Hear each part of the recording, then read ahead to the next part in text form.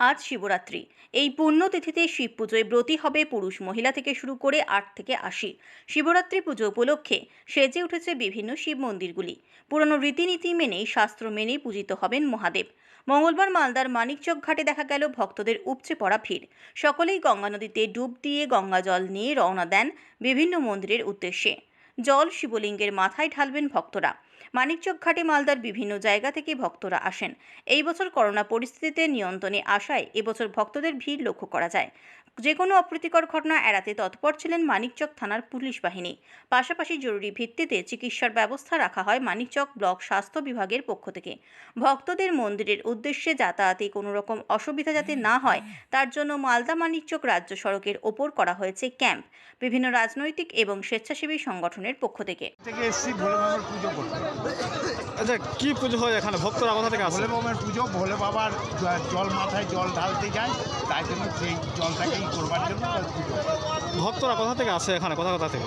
ভক্তরা বিভিন্ন জায়গা থেকে আসে, তারপর কি করে? হরিশ্চন্দ্রপুর কত জায়গা থেকে আসে।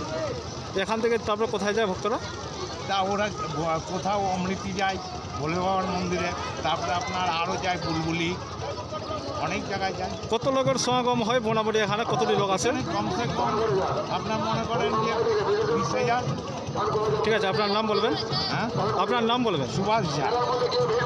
তরফ থেকে মেডিকেল টিমের ব্যবস্থা করা হয়েছে, তাছাড়া স্যানিটাইজারের ব্যবস্থা করা হয়েছে, মাস্ক দেওয়া হয়েছে, অ্যাম্বুলেন্সের ব্যবস্থা করা হয়েছে, আর টয়লেট, বাথরুম এগুলো সব টোটাল ব্যবস্থা করা হয়েছে।